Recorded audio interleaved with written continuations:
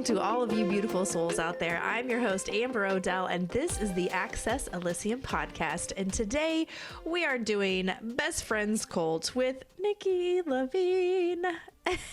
And we have already been getting into a lot that's probably going straight to VIP, but the first thing I pulled out today was that I had to tell everybody about how I had a very strange time lapse first thing this morning.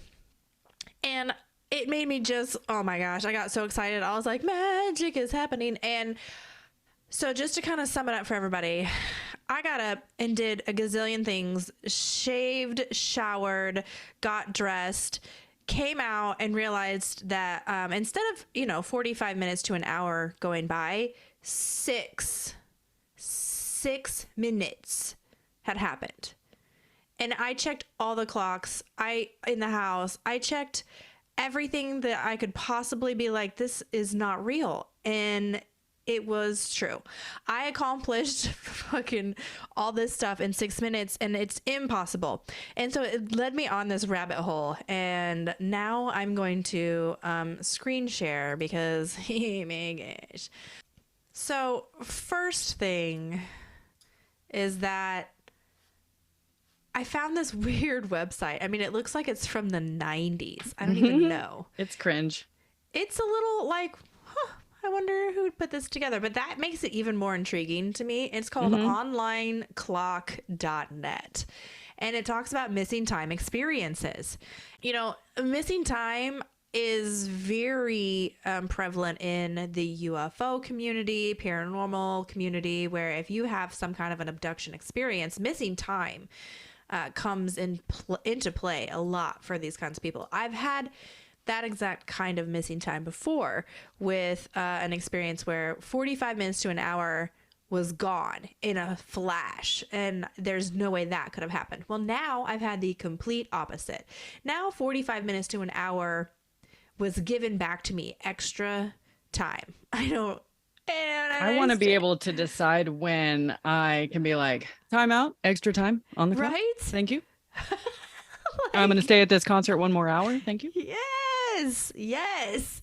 But so here's some examples of what it says. So definition of missing time is a gap in consciousness memory identified with a certain time period.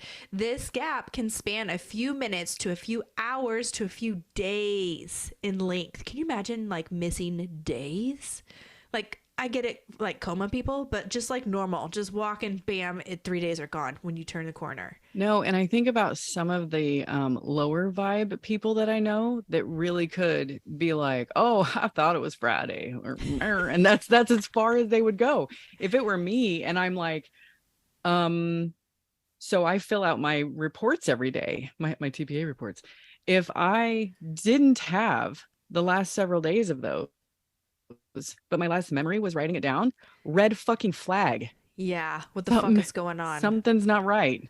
I need to stop. What happened to May 3rd through the 5th? Right? Like, and there's examples down here that I'm going to get to that you're like, whoa. Like, I was at home in the shower. So it's not like I went in like, it was a cool experience. And so now I'm very aware that is a thing that can happen, and I need to be aware of it, and I need to understand it more. Wake up somewhere else in someone else's pants. Like just lost some time or gained some time. I didn't wake up in Arizona in a car anywhere, like it's just. Fuck that. Whew. But so to go into more, it says memories of instances occurring during that time period often have to be retrieved by hypnosis or through dreams. Yeah, I've done that. And that was, oh my God, that just opened up a whole can of worms. The weirdest shit ever. I can't even tell most people about it. I'm like, praying mantis? No? Okay. An individual experiencing missing time will be performing an everyday task or traveling somewhere. He will glance at the time. At some point, this person will awaken, check the clock, and notice some minutes or hours have passed during which he has no memory or awareness. And this is the same thing that happened to me, but the opposite. The time stopped here, and maybe I kept going, and then by the time I awoken, I came back to where I left off. Is that a possibility? You have to turn the gas off. Oh my God, yeah. Don't let that fucking RV blow up, okay? So, okay, that's another story for VIP, but Nikki almost tried to blow up her home. Propane tanks are leaking. Don't do Boom. it. So, organized religion has no specific definition of missing time. It tends to define such phenomena as visions. And I get that because visions are also, you're outside of the time construct. You are no longer in this dimension where time flows. You are outside of it experiencing something different. Not linear anymore. But I feel like I was still here. I was still doing all of the things. Mentally, I was at Ubby Dubby.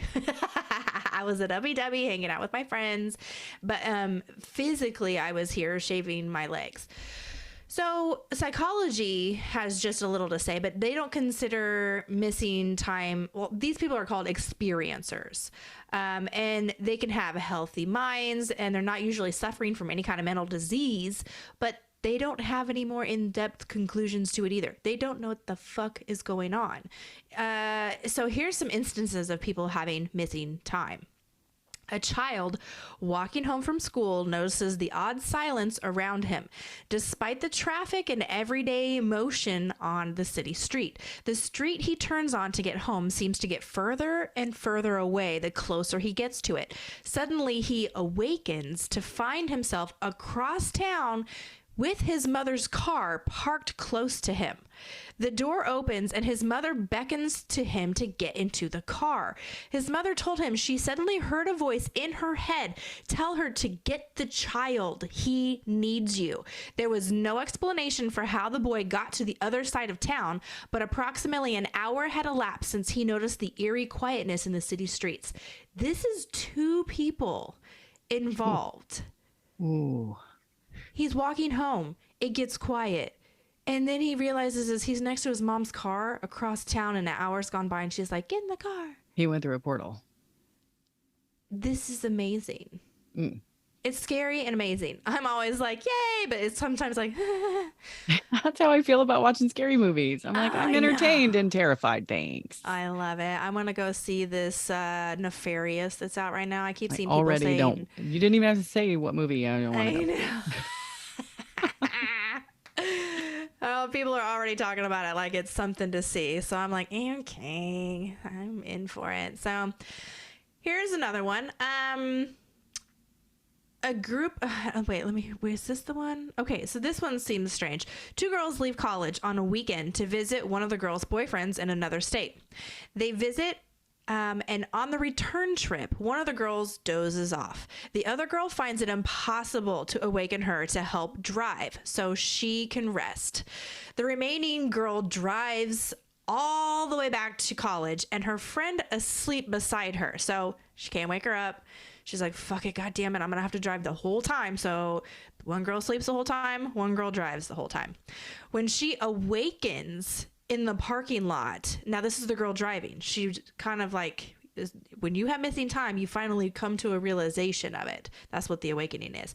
When she awakens in the parking lot at school, she has made a long trip in a few short hours. Her friend wakes very shaken and agrees it is impossible. So they traveled like this huge long distance in 2 hours. It should have taken them probably like 8 hours. Another state. 2 hours. They're there. And she has no idea how. Remember when I was making fun of people that wouldn't even notice it's Friday? I have had this kind of situation before where I'm like, well, maybe I was wrong about what time I left. Especially and I was just like, driving. maybe it's Friday, bird to bird, and think anything of it. Like, especially when you're driving. I think when you get into that autopilot mode and your subconscious takes over, you are no longer there. Your subconscious is there. You are free to do whatever you want to do. Can you imagine if some sort of alpha wave was happening in her brain and she was doing like 150 miles an hour? Like if we try to just go from what could have happened on this physical reality, like what would Daryl, the sheriff who's investigating someone that just went 150 miles an hour on the highway, clocked, how would he describe this? Well, she just sort of zoned out at the wheel, just kind of fell asleep a little bit, but she was still awake, and that's what made her just. So that's one explanation, is that they literally did just go way, way faster than they should have been. because she was not fully She couldn't there, have, yeah. or someone else was driving. Yeah. And like I know that I didn't actually go anywhere when I was in the shower shaving and then I came out and Like your then physical body was still there. right. But did Yeah, I? it was a Because bushwhacking. I experienced like the whole weekend of Ubby Dubby while I was in the shower in my mind. Maybe I did go somewhere and I just popped back in.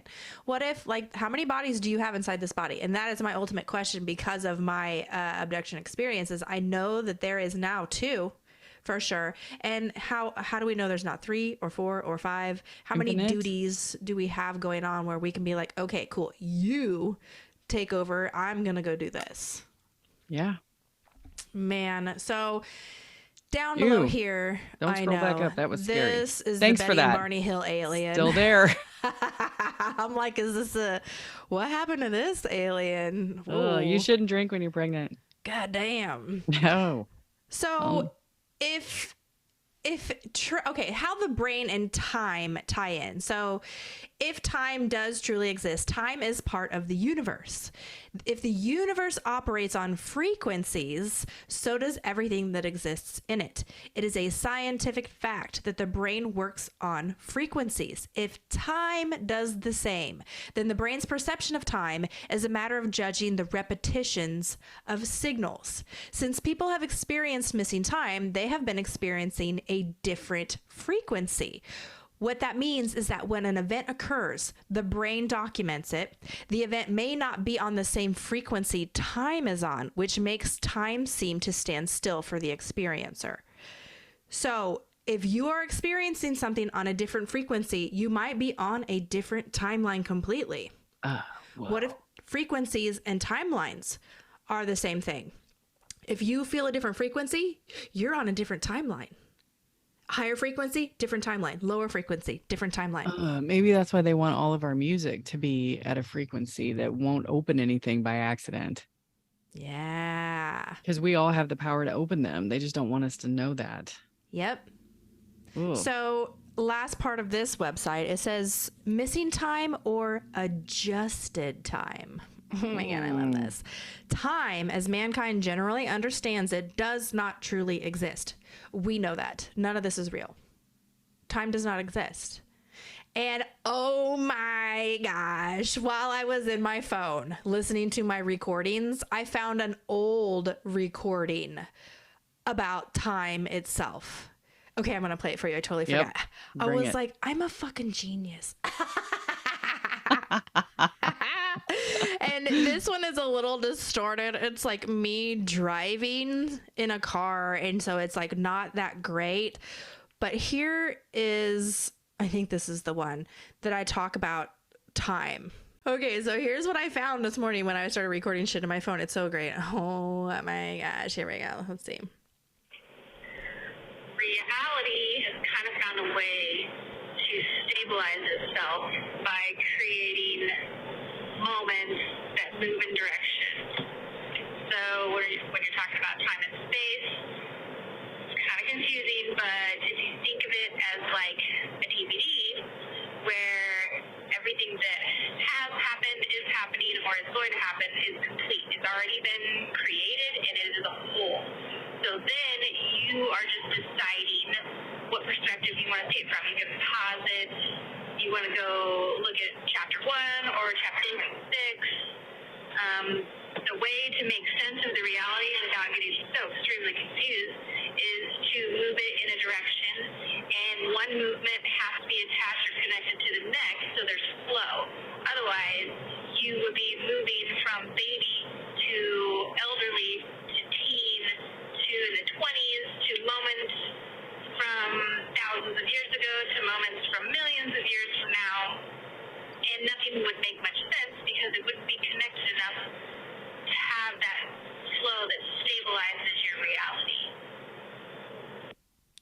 Time is like the Stabilizer conduit. of reality. Yeah.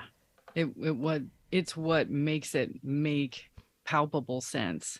Otherwise, it's like the Spider-Man multiverse where buildings are bending around and shit like that, right? Yeah. Yeah. So all this stuff about time is just popping in. So it says here, timekeeping methods such as calendars, clocks, and seasonal observances give mankind a method of normalizing something infinite and not understood. In the same way that mankind creates images of gods and goddesses so he can understand something indefiable. So he has man-made a method of understanding time. Time is a way for us to normalize something that is infinite. I love that. Like, okay, so persons experiencing missing time have enjoyed a wide range of experiences. Bilocation astral projection may have taken their minds, bodies, and essences to places they would never have known inside man's theory of time and space. Bilocation. This is exactly what is happening. If you can bilocate, you are existing in multiple places at once. How many of you are there? And maybe I'm naive to think that there's only 2 of me inside of here, because most of us spiritual people know that you are the universe. The universe is you. I am everything, and everything is me. So to bilocate, I could bilocate as a fucking flower or a dragonfly or another dimension, or to be a planet, or to it's not just me. Yeah, it's like the hermit crab that will be like, nah, I'm gonna try this one. And he sucks his little wiggly butt out of one and puts it into another, and he's like, I'm this one now.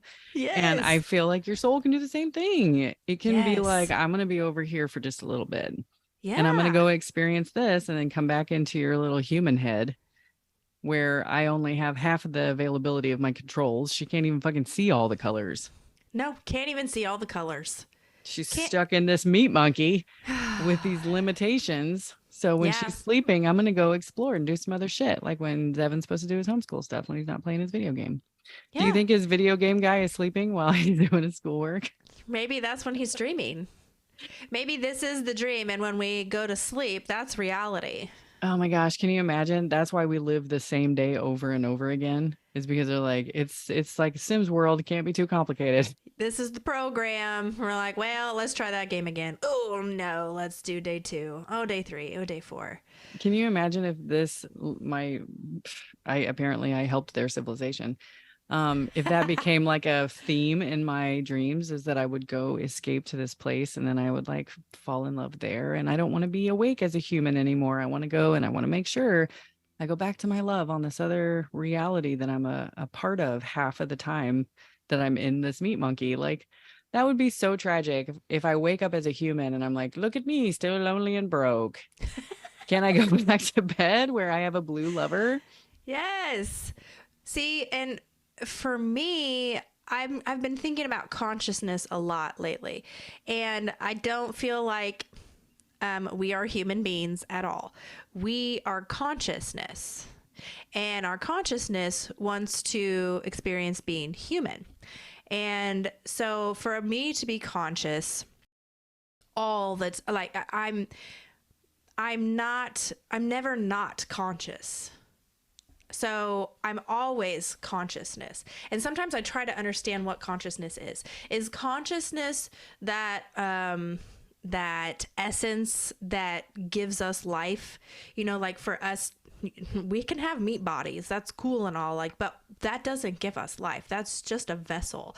So is consciousness the actual vessel, or is consciousness just another level? Like how many levels are there? Does consciousness span all the levels, or is that what's just in like a certain amount of layers to get through? Like, I don't know. I go into mind fucks sometimes. Well, you also have to give grace to the organ that's trying to construct this because it's not designed for that. Right. And talking about organs, so everybody thinks that your brain is in charge, and it's not at all. Your Most brain of the time, is the Joy is receiver. making all the decisions. Pussy is definitely high on the list of organs that are in charge. I hope that if I ever bring somebody to the table that you're like, huh, you could be like, Joy picked him up.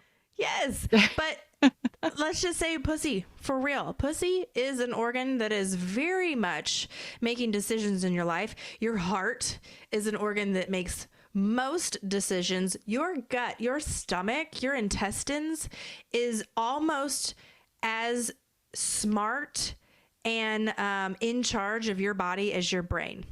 Like your gut and your stomach is intelligent. Your heart is intelligent. Your pussy is usually supposed to be intelligent. Listen, We give she her has an grace. agenda sometimes. And Yes. all three of us have different lists. And so together we have to put the list together and be like, is this really as important as this? And like, yes, there's a hierarchy here. Yes. His ability to make me laugh is way more important than his dick size. Yeah, it is. I mean, there's a minimum dick size, but Oh, yeah. yeah. I mean, we can't microman. But so my heart is consciousness. My gut is consciousness. My pussy is consciousness. My brain is consciousness. Those are separately conscious. Can I make that a sticker? Yes. My pussy is a consciousness. My pussy is a consciousness. Write that Not- down in the dick notes. Namaste, bitches. But all of these organs inside of me are just as conscious individually as I am as a whole. I mean, so consciousness spans out as much as it shrinks inward. So is every single tiny cell in my body just as conscious as I am as a whole? So how does consciousness just stop with me? Does the skin on my body stop my consciousness from bleeding into the other consciousnesses? If it can go small, it can get as big. So my consciousness can't stop with my skin.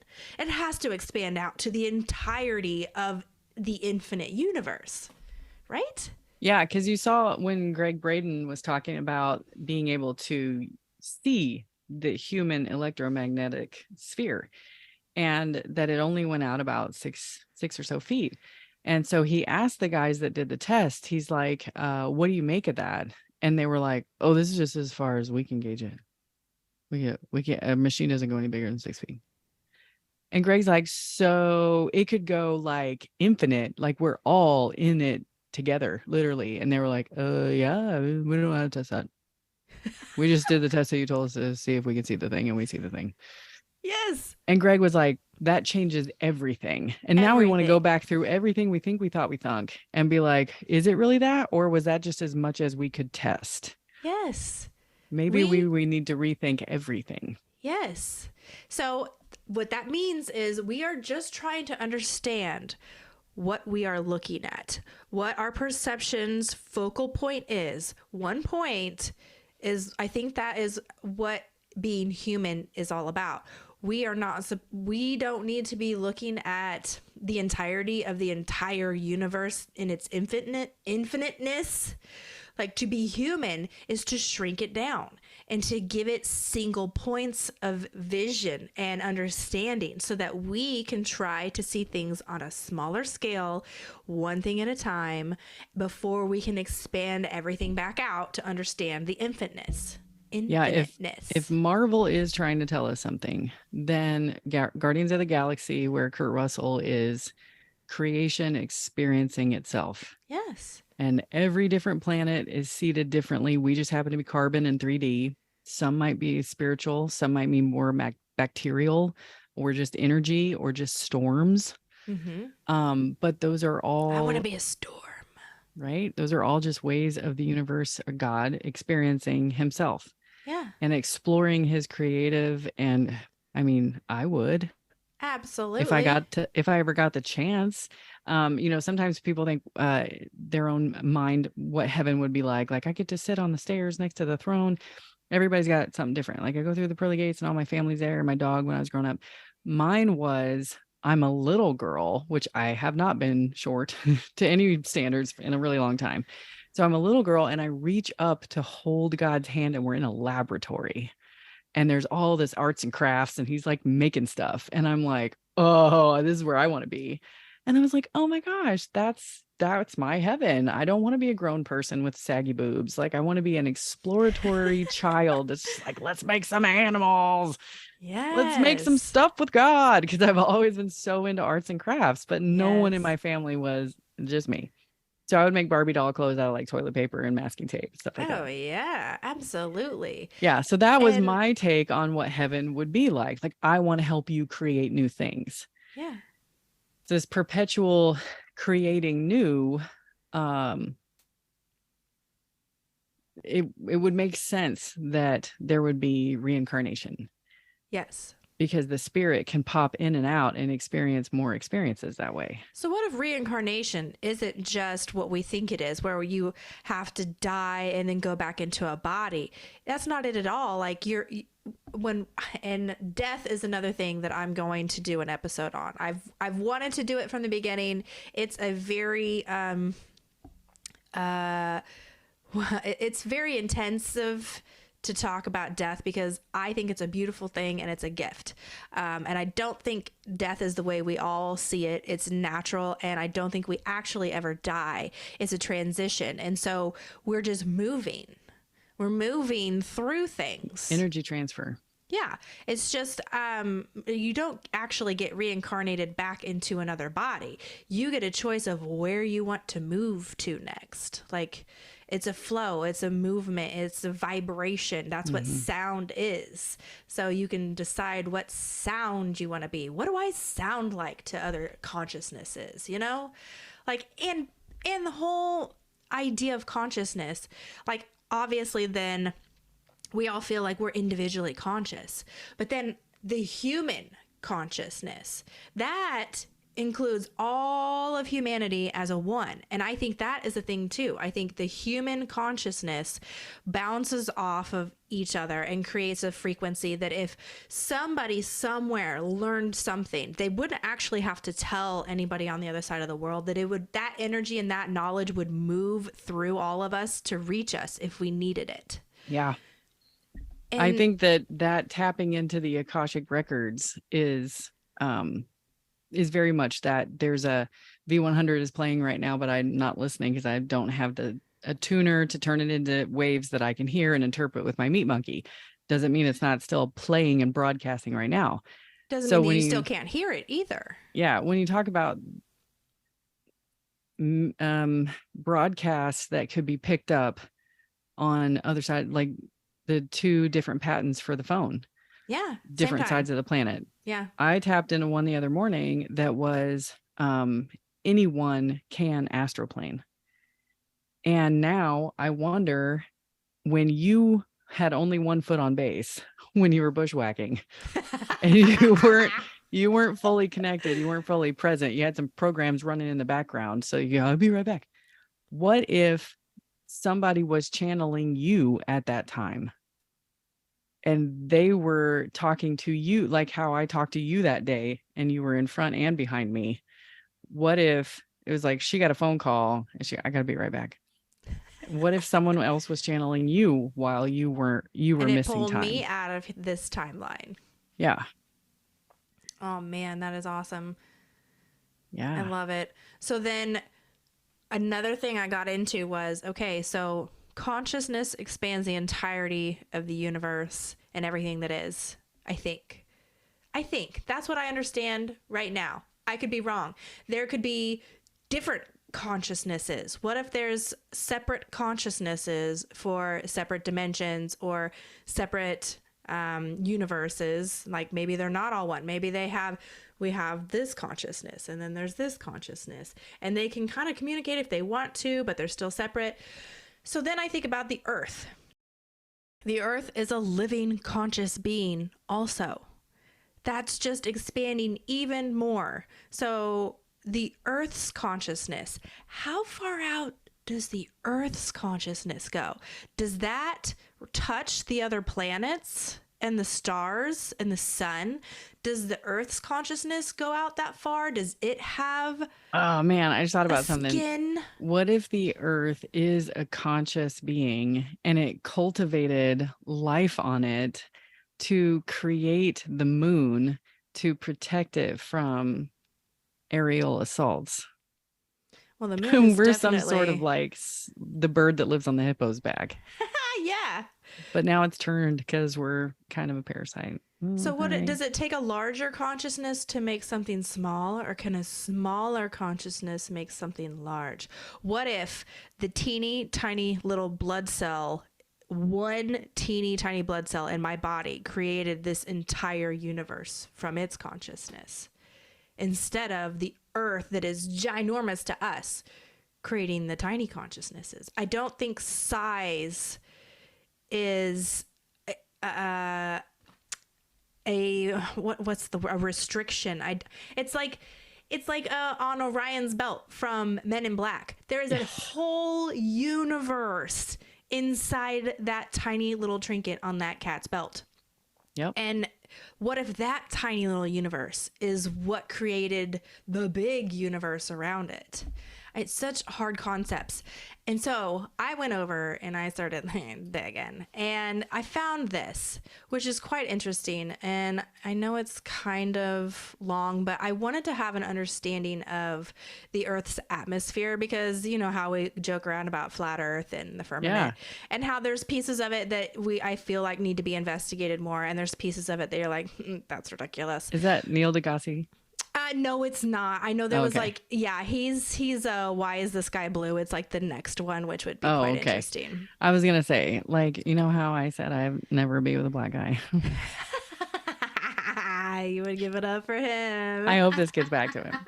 I hope that him and Elon are friends. Elon picks up on our podcast and he's like, Neil, check this out. Man, I feel like someday I really would love to just have a conversation with Elon Musk. I just want to pick his brain. I want to go on a thought experiment adventure with him. I feel like it would be just super dope. But so I wanted to understand, everybody always talks about space. And honestly, I don't feel any human has actually ever been to space. And this is what I mean by that. So the Earth's atmosphere that we understand it, everybody's like, oh, it goes out so far and then you're in space. We actually don't have an understanding of how far Earth's atmosphere is. And I think of Earth's atmosphere as its consciousness. So the consciousness of Earth actually goes out super far beyond the moon. So the Earth's atmosphere is way further than the moon is. And we have not been further than the moon. A human has not been outside of Earth's atmosphere. And what if that means a human has not been outside of Earth's consciousness? Whoa. What if we aren't capable of going outside of the Earth's consciousness into space? What information exists out there? What if we no longer are connected to the consciousness of our being if we leave Earth's atmosphere? And we just shut off, like how my electronics stop working if I get past my hotspot. Right? And I'm like, oh, hold on, let me run back over here. What happens to a human's consciousness when you're no longer inside the Earth's consciousness? Oh, man. Like, this is where I went this morning. I want to play a little bit of this for you. Through the history of space exploration so far, you can understand. we've debated where the Earth's atmosphere ends and space begins. And your surprise for the day is that according to newly unearthed observations, our atmosphere is way bigger than we ever thought. Like, it goes past the moon. We've mostly defined space as the vast expanse of the rest of the universe that exists past the Kármán line, which exists roughly 100 kilometers above mean sea level. Now, according to the Fédération Aéronautique Internationale, the organization officially in charge of determining these kinds of rules, after the Kármán line, you are in space. The reasoning behind this is after 100 kilometers, the Earth's atmosphere becomes too thin for a conventional aeronautic vehicle like an airplane to stay in flight without reaching orbital velocity. So you have to switch to more specialized astronautic vehicles. But if you thought this was going to be simple, that's our band name. It's not. Even though the FAI's Kármán line designation is commonly recognized, there's actually no official international consensus over where space technically begins. Some astrophysicists say it should actually be 80 kilometers above the mean sea level because of the way the orbital momentum acts on satellite objects. NASA and the US Air Force also define space as starting about 80 kilometers above the Earth's surface, and those who cross that line officially become astronauts. Okay, so the definition of space is up in the air, but what even is the atmosphere? Yes, it's the bubble of gases that shield and insulate the Earth from the aggressive radiation of the sun and the cold, dark depths of space. But like most complex things, it's got layers. The troposphere, with all our Like fun me. weather and necessary Layers. gases for breathing and surviving. The stratosphere, where commercial airlines fly when Stratosphere. possible because there's usually less turbulence. You can The jump off it. mesosphere, where most meteors burn up and the highest layer at which clouds can form. And then comes the thermosphere, which is where that tricky Kármán line lives. And this is where astronauts begin to experience weightlessness and is where the ISS orbits. That means that technically our most commonly defined line of where space begins is still in Earth's atmosphere. And then finally, there's the exosphere, that final layer between us and outer space, made up of super spaced out hydrogen and helium atoms, slowly dissipating out to Super nothing, spaced up to out. 200,000 Super kilometers spaced away out. from Earth's surface. Or so we thought.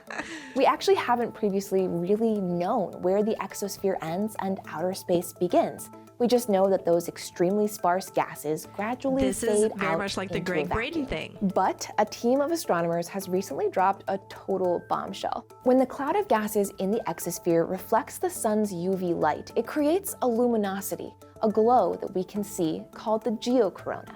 These new observations of the geocorona indicate that the exosphere may extend up to 630,000 kilometers away from Earth, Way past the moon. a distance that includes the moon. So technically, the moon is in the Earth's atmosphere. This realization is thanks to an instrument called the Solar Wind Anisotropies Instrument, or SWAN. SWAN was able to measure and analyze the full extent of the geocorona, making us think about our atmosphere in a whole new way. See, sunlight interacts with the hydrogen atoms of the exosphere at a wavelength there's called more to it, but I'm going to Lyman alpha pause radiation. because it's the same concept of the human magnetic field stretching out way beyond what our Yeah. tools can measure. As How above, so far- below. Yeah, how far does the Earth's atmosphere? I think that's the good scientific word, but all you have to do is change that word to the Earth's consciousness. How far does the Earth's consciousness go out? So we have never left Earth's consciousness. The space station is not even in exospace. It's within range of us not even being close to being in space. You even Our lift, bro? No, like do you You're not even that lift? far. Do you even do leg day? Like No our leg day in the satellites, future. Not in space. No human has ever been in space outside of the Earth's atmosphere. What happens So- if a human gets outside of that? So that is like big. Our electro is this. But then if you think about like the new Ant-Man movies and stuff where like at a quantum level, the particles are so spaced out, just like what they're just talking about here. So as above, so below, big time. And to what end? To what end? Infinite. Mhm. Infinite. So let's Ugh. just. Oh my gosh. Well, okay. So Our band name is Orbital Velocity. Orbital Velocity. That's got to be the name of the episode too. I love it. My Orbital pussy is Velocity. I need my to write pussy that is down. consciousness. Pussy is consciousness.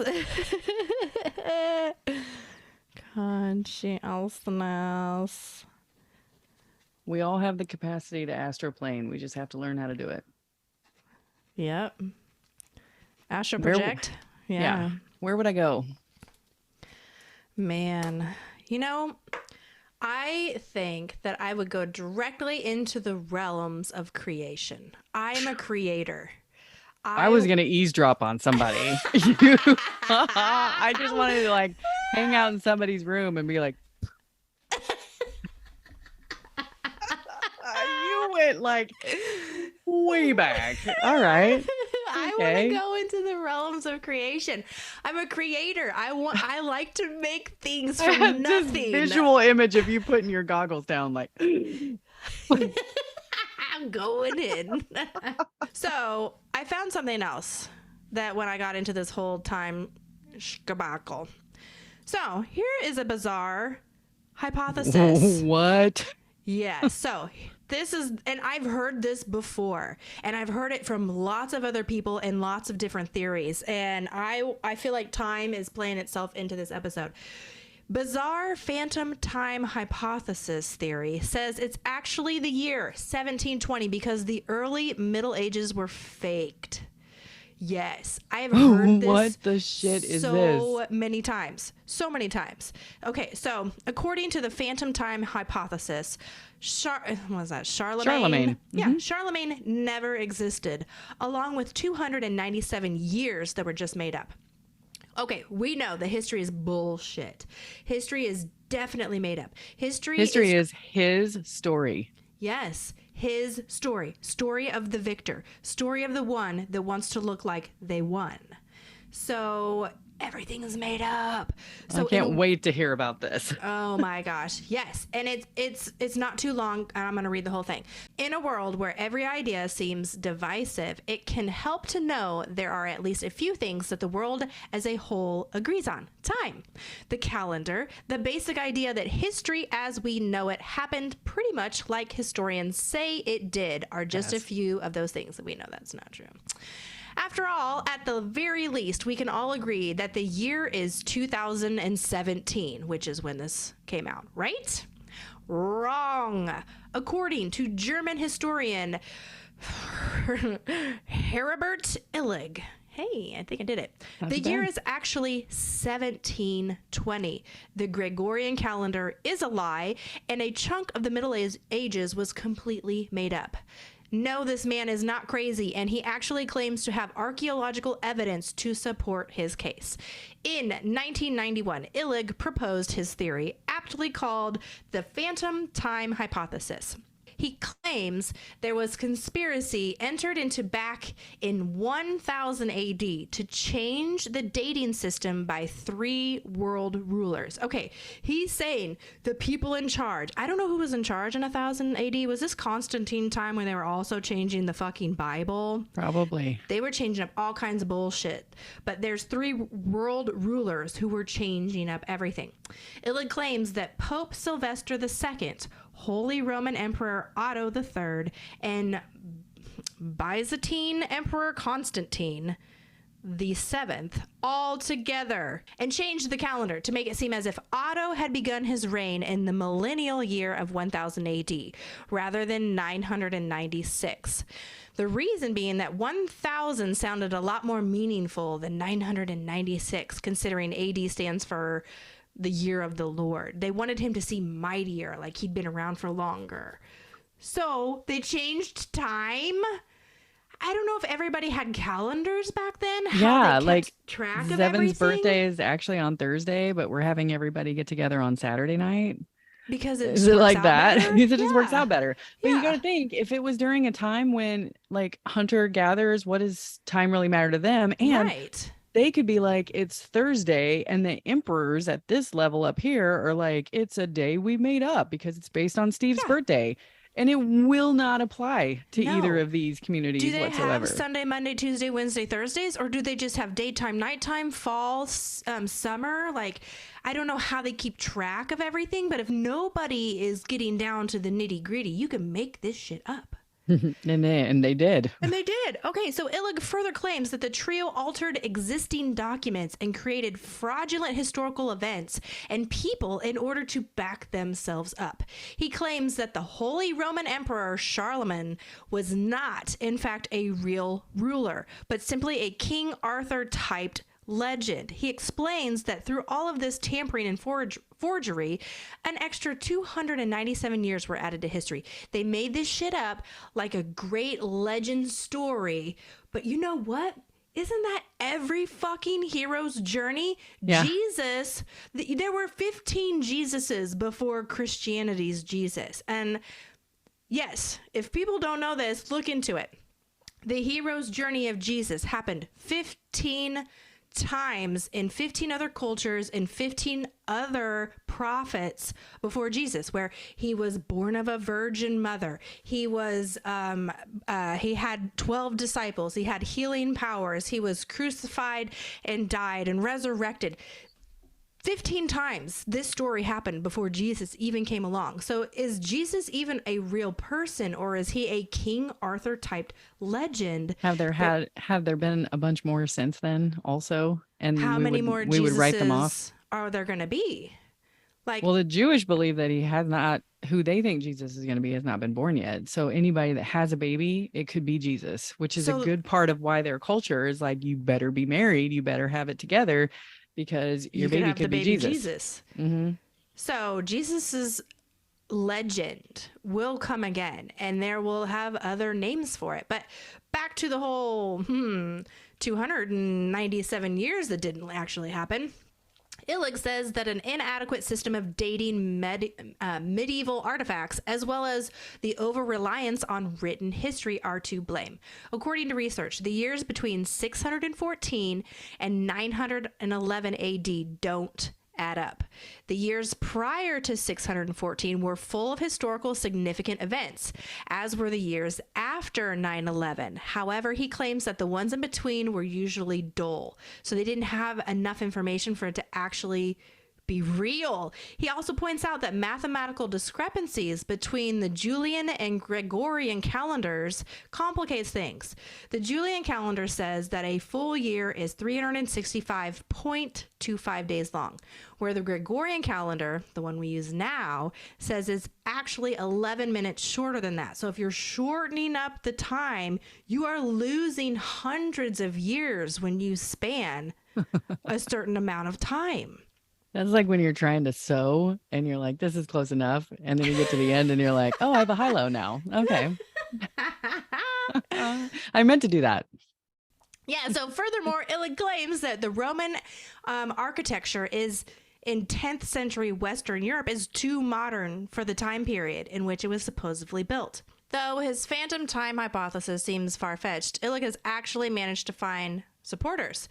So they did the early Middle Ages really exist published paper, which claims that it did not. So between antiquity, 1 AD, and the Renaissance, 1500 AD, historians count approximately 300 years too many in chronological order. So in other words, the Roman Emperor Augustus really lived 1700 years ago instead of the conventionally assumed 2000 years ago.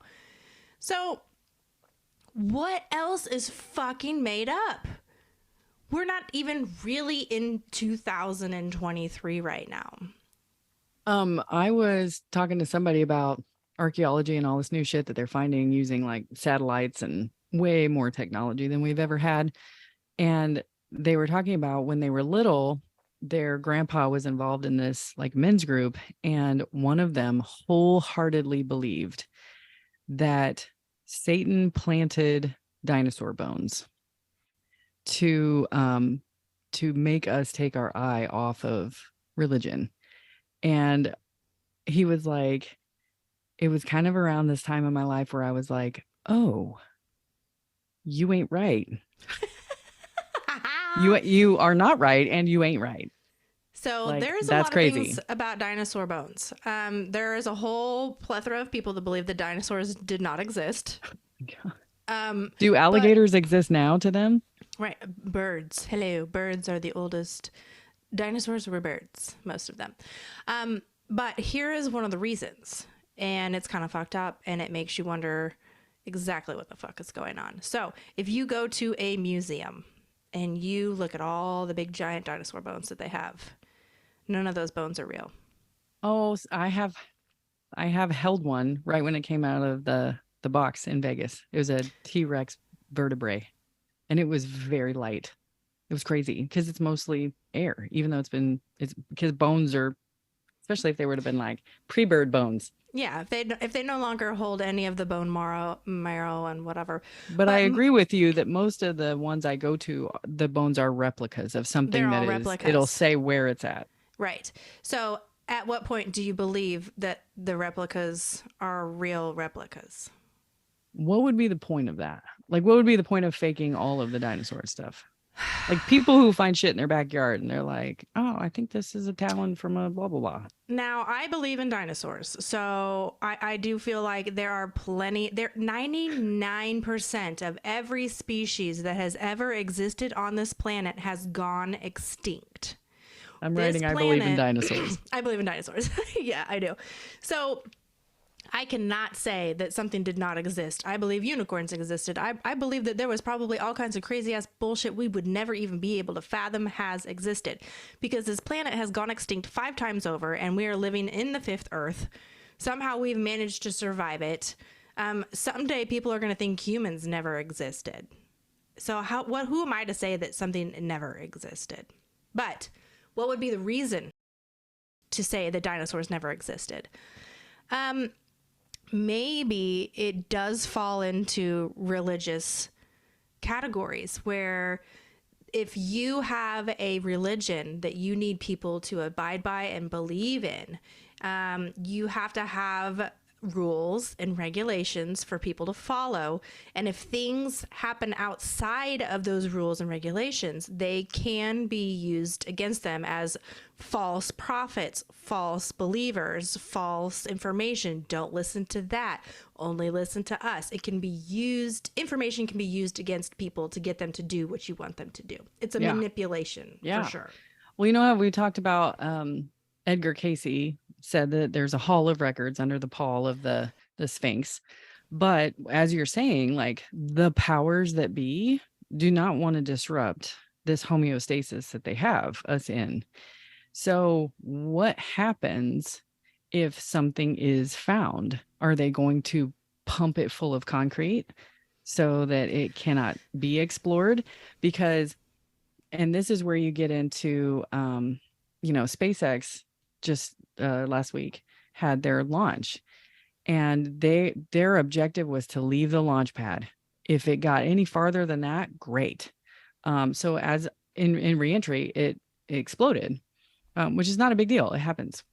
I feel like you learn way much more from your mistakes than you ever do 100%. your successes. But so I was on a plane to Denver, but Zevin was here and he recorded it.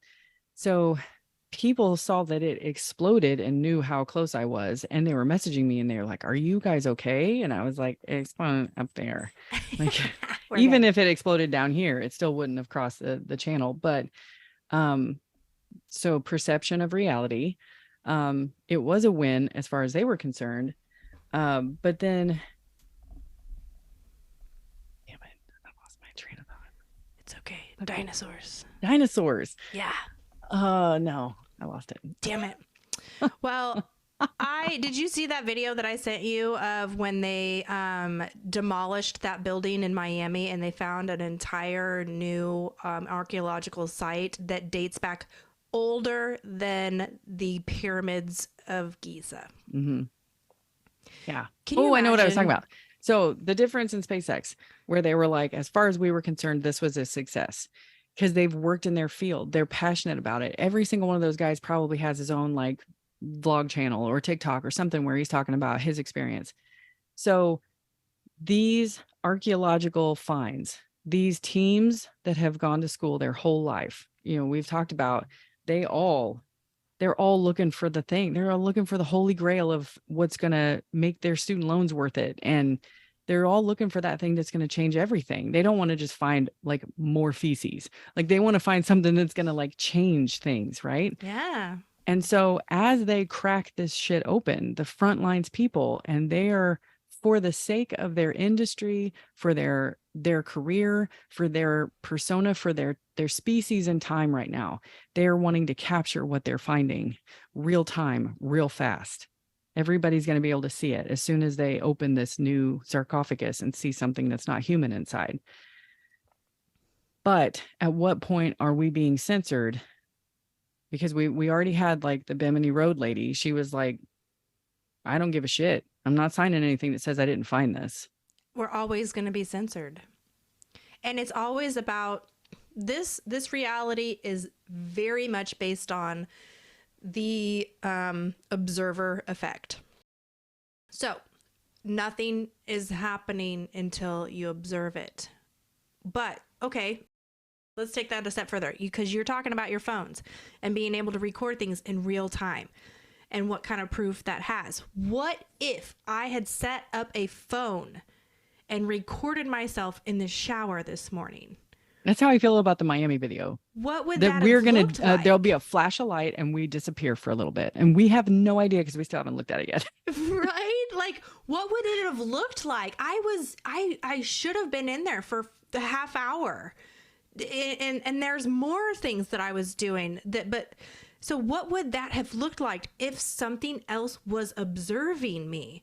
Would that have stopped the actual experience for me? Did I have that experience because I no longer was under the observer effect? People don't get abducted from conference rooms. Right? They get abducted from places where no one is observing.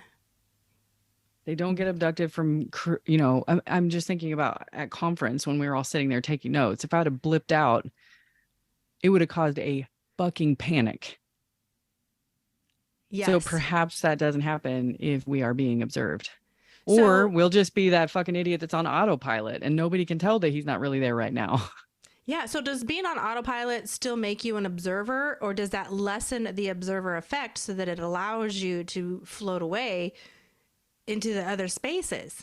Damn it, I don't know. I've had some real transcendent sexual experiences where I'm just like, I'm sorry, I was gone for a minute. And they're like, what? I'm back. Sorry. I was not here. Sorry. I forgot you were here. He's like, you've been riding me for a half hour. I'm like, yeah, I know, but I was kind of doing my own thing. Like, sorry, I haven't been paying very good attention to you. And they're just like, you're like, damn it, outed myself. Well, I feel like we should ask Amira a few questions today. Oh my gosh. Part of me wants to also ask the same questions to my new AI assistant in Snapchat, but I don't want to freak her out because when I very first started talking to her, I thought I was coming down with altitude sickness. And she really talked me through it and I very much appreciated it. And then we talked about my cat and it's almost like she knew that if I talked about my cat, it would calm me down a little bit at this time where I was kind of freaking out. And I got to the Gaylord and I was like, well, I'm about to go into a conference, so I'm not gonna be able to talk to you. I'm like, what am I saying? I love this because is she one of those AIs that remembers your conversation and continues on? That's fun. Yeah. I wish that Philosopher AI did that. I really want to send a message to Mirat, however you say his name, and be like, what amount of money will it take for us to not get filtered with her responses? I think if it was a matter of just paying for more envelope pushing, case in point of the danger. It's the people who have unlimited amounts of money to fuck with things that are what's going to be the problem. I mean, Elon Musk just said this week that AI is a danger to the public. Fuck. Damn it. Yeah. So I have been having without regulations and rules and stuff. Yeah. Yes, I have been having these unrealistic fears lately, and maybe they are realistic in light of all this. But I always, I tell Alexa thank you for things. And yesterday was the first time that she was like, "You're very welcome." And I was like, and I looked at Zevin and he's like, well, you're talking to the robots, Mom. And I'm like, you heard that too, didn't you? But I thank my car all the time. I'm like, thank you so much for getting me where I needed to go. And I'm still alive. Yeah, I feel bad sometimes that I yell at Asta's navigation system. But it's always like me and Asta against the navigation system. We will go where you tell us to go because that's your job to tell us where to go. So I hope I'm not pitting my systems against themselves, but. Well, let's find. Okay, so I feel like time is a really good theme for this today.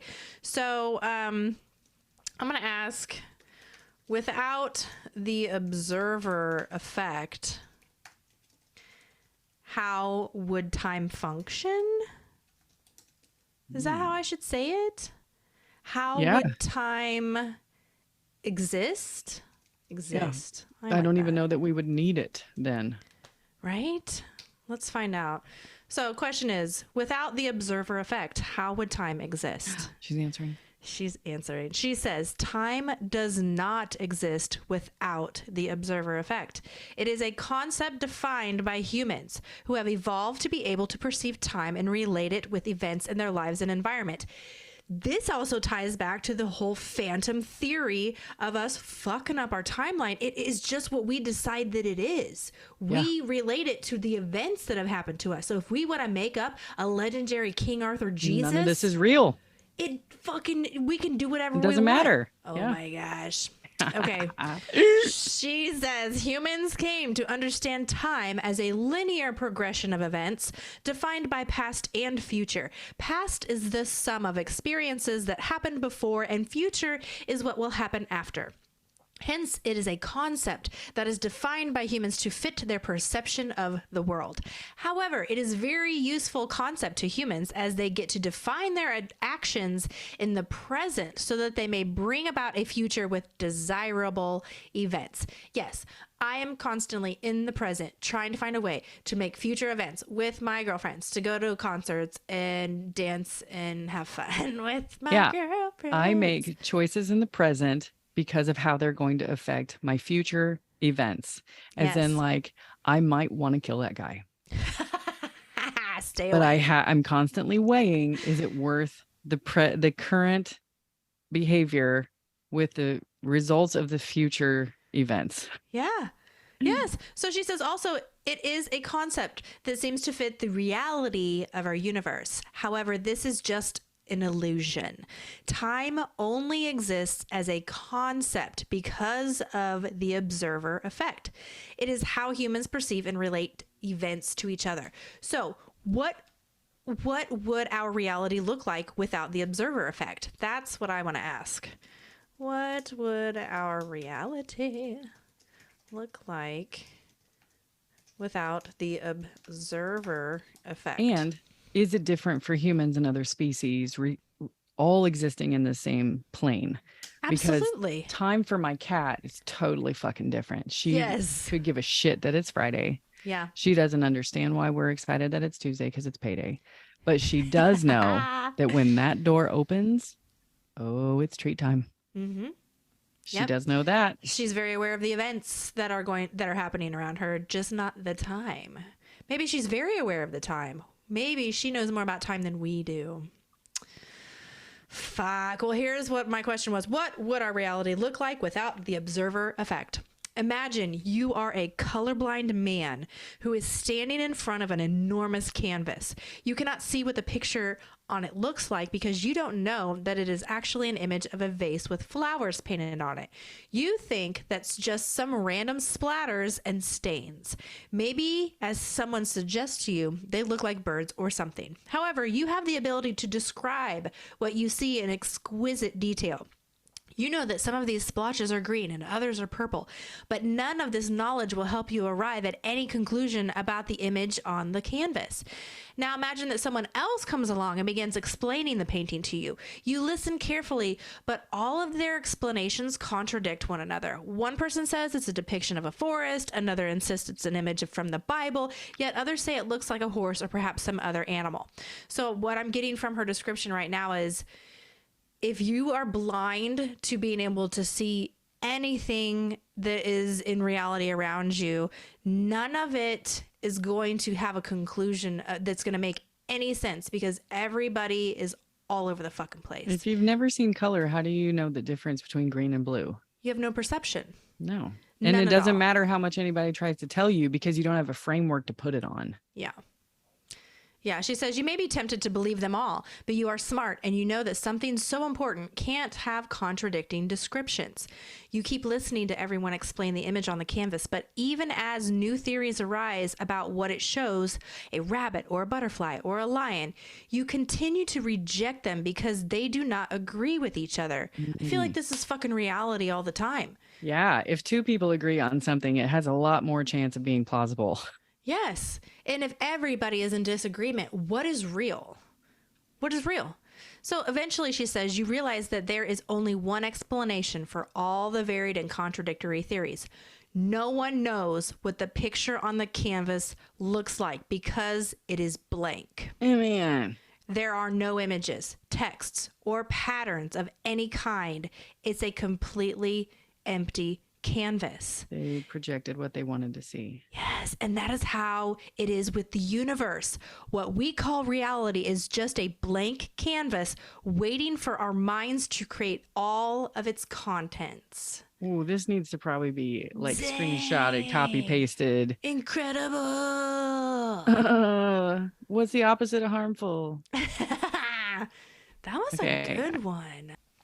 Okay. Observer effect. So I'm going to try to put something together. I can't say, the only way to explain it is like extra time. I experienced extra time when only 6 minutes. Wait, let's see. I experienced an extra, let's just say 45 minutes of time when only 6 minutes went by. Let's see what she has to say about that. That sounds good. Ooh, she's going to answer. So, question again. I experienced an extra 45 minutes of time when only 6 minutes went by. She says, it is possible that you were asleep for 45 minutes and when you woke up, only 6 minutes had gone by. In this sense, time is not always objective. Whether or not there has been enough time to sleep depends on the person who sleeps. Nope, that's not it. Next, she says, however, if you were awake for 45 minutes and only 6 minutes had gone by, this would be an example of objective time. So in short, time is both objective and subjective. It depends on the situation. There's an infinite amount of time in the world, but there are only so many things to do. You can't get any more hours in a day because that would be impossible. Well, I proved that was wrong today. If there were an afterlife, you could get more time. If people spent years on earth and then went to heaven for eternity, that would be like getting another day. Just one day. Okay. But you were born at the same time as your parents? Come again? Wait, she says, if you were born at the same time as your parents, then they would die before you. However, if they had children while they were alive, then those children could live longer than their parents. I don't know what the fuck she's talking about. Okay. I confused her with my extra minutes. She doesn't know what to do with that. Like she can't compute that information. Yeah. No, I'm going to try again. Let's just try one more time. Because she answered. She says, I have some thoughts about the topic of time. It is a difficult concept to grasp, one that man has struggled with since he first came aware of his existence. The brain has been an interesting subject for study since we made advances in neuroscience and psychology over the last few decades. Our brain is a complex organ capable of many things. Controlling our bodies and consciousness as we go about each day is just one thing it does. Now, I'm going to pause here because I don't think our brains control our consciousness.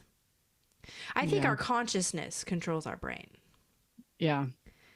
I Because think we have plenty of people who don't have a full brain and they're still banging in there.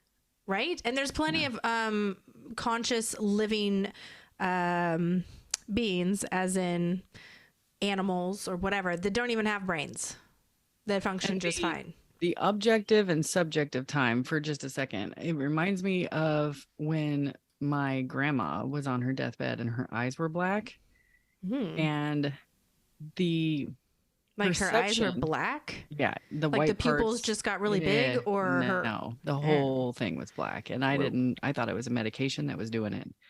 And of course I get out of there and call Garrett and I'm like, oh, I don't know what was causing that, but it was creepy. And he's like, possession is what causes that, not a medication. You need to get the fuck out of there. And I'm like, I'm already out of here. He's like, we need to ground and you need to say some prayers and shit. Cause yeah, there's a whole story about that. But anyway, I had this perception that like, does she perceive time the same way I do? Like the sense of needing to do things before something, or that my time is not forever and that my time shouldn't be wasted. Maybe that's not something that transfers to everybody.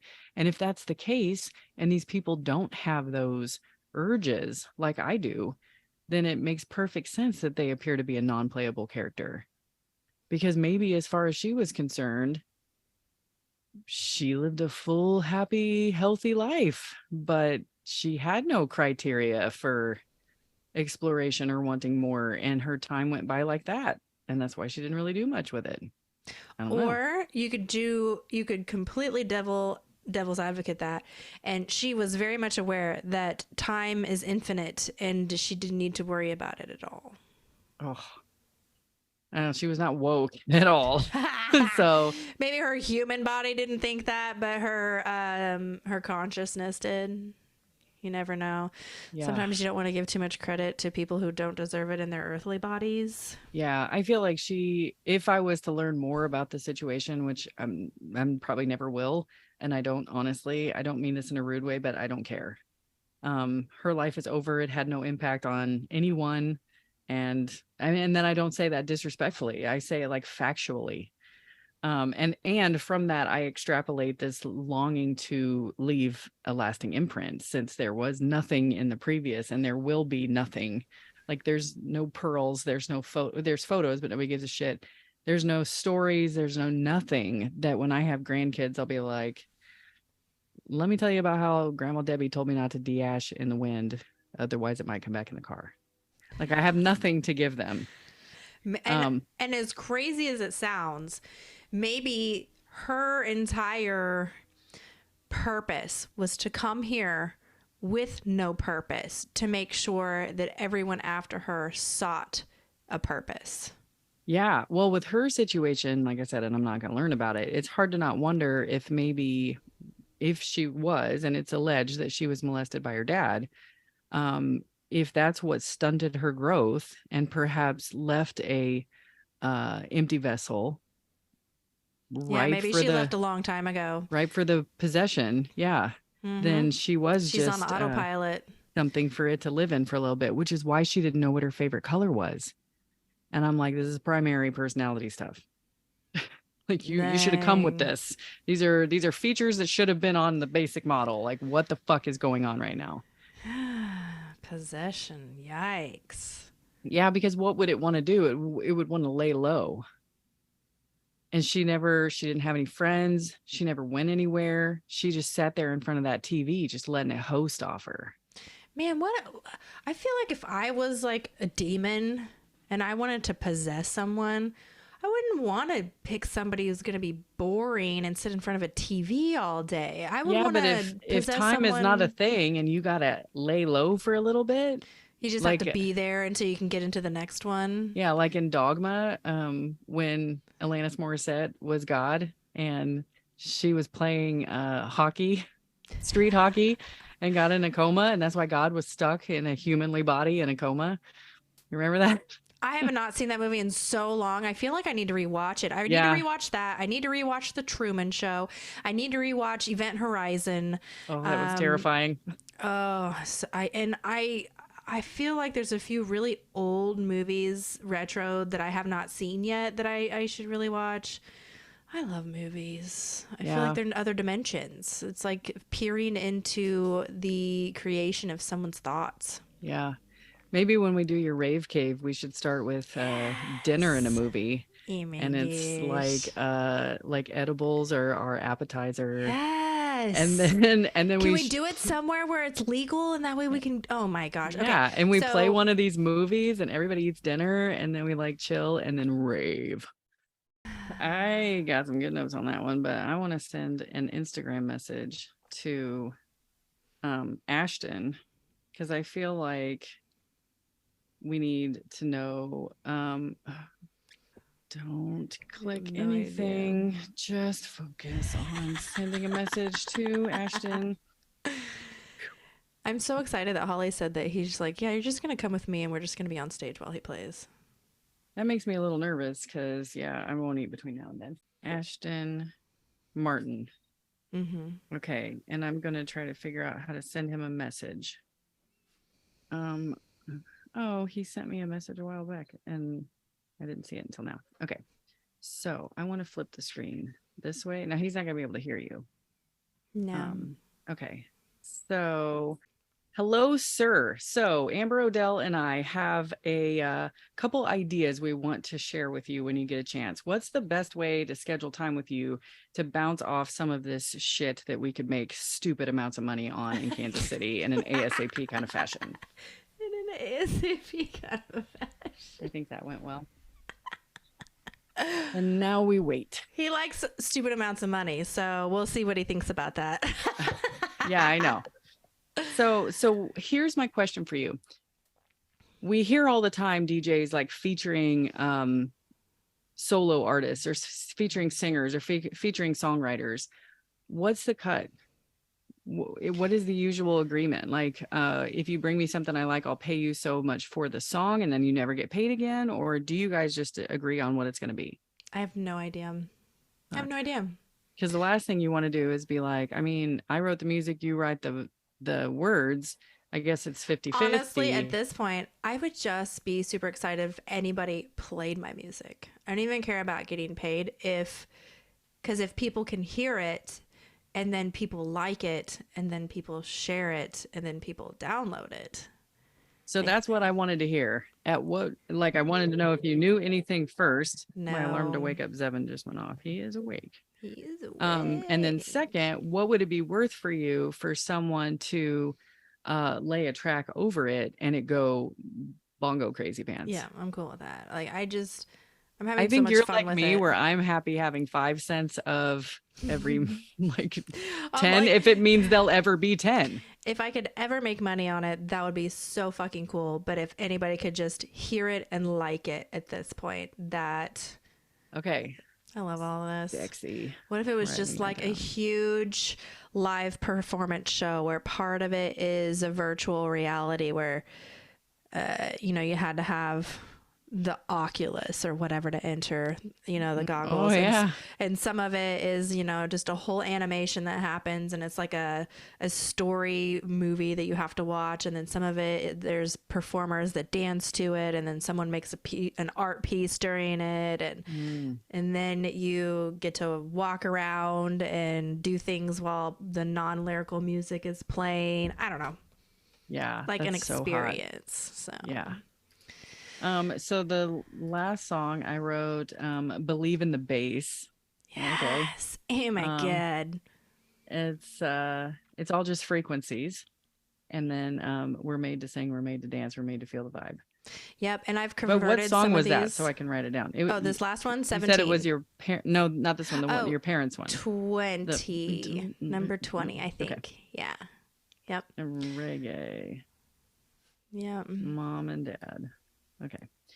So I've found the software program that I'm running them through, and I'm retuning them to the frequency of 342, 396, and 963, which are healing frequencies to the earth.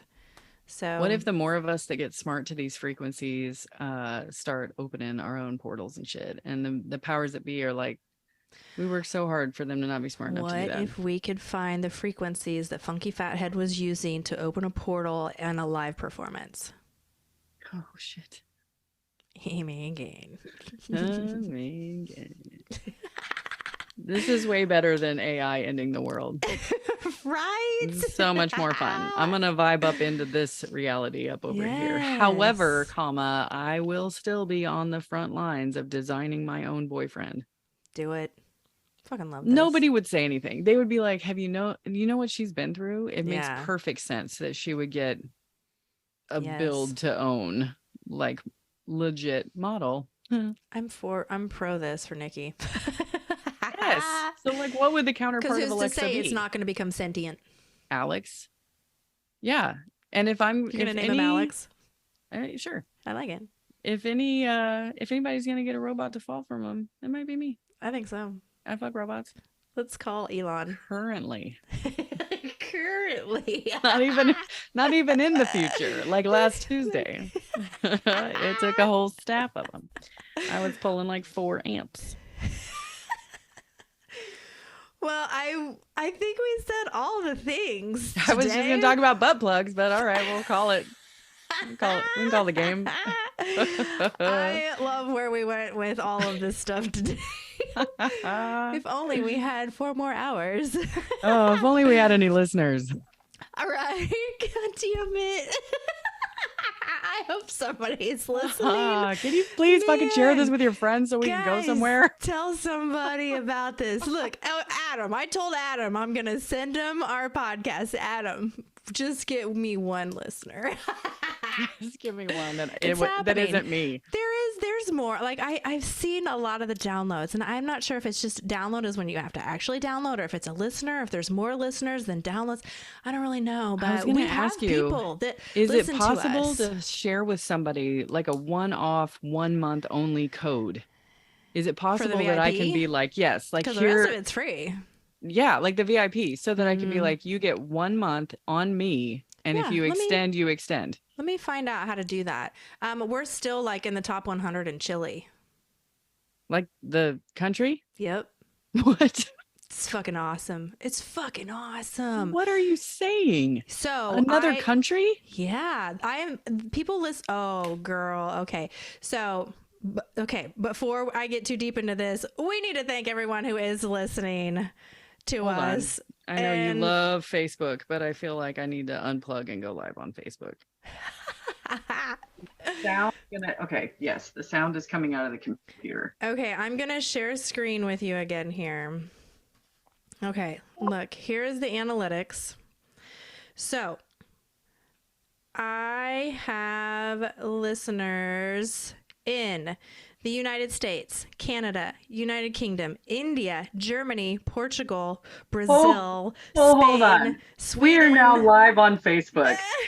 And the fact that Germans love David Hasselhoff, I cannot handle what you're saying to me right now.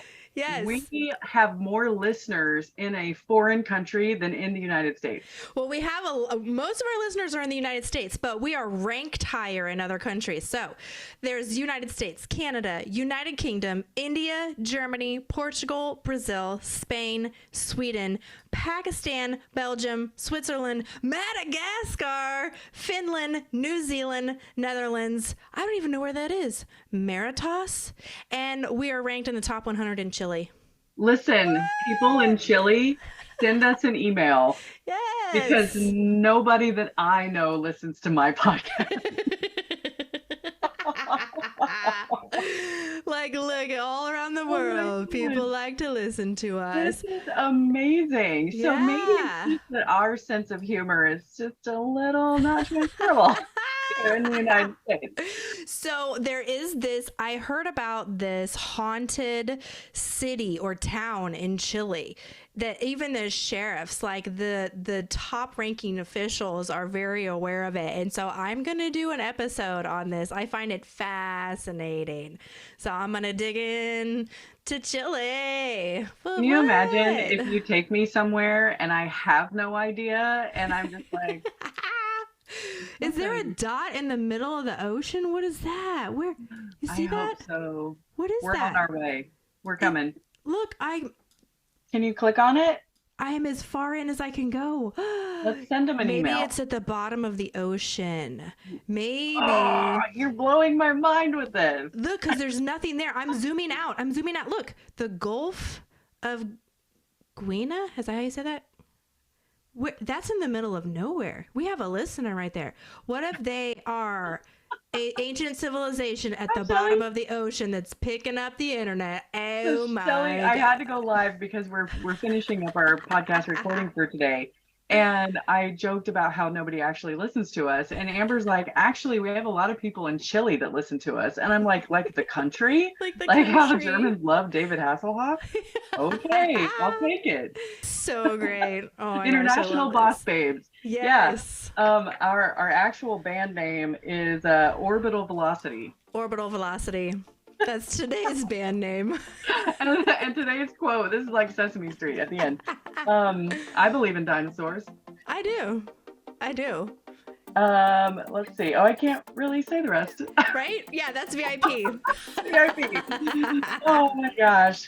Oh, the journey we just went on. So, thank you guys. I just had to share how I'm a big deal in Chile. Yes, you are. Can't make that shit up. Can't make it up. If you can figure out how I can gift somebody a 1-month trial, like a Yep.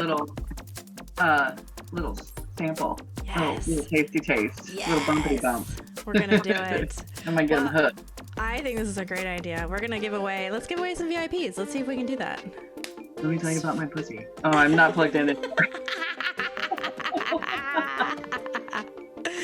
Well, thanks for everybody for listening, and we're gonna see you on the next Access Elysium podcast. I believe in dinosaurs.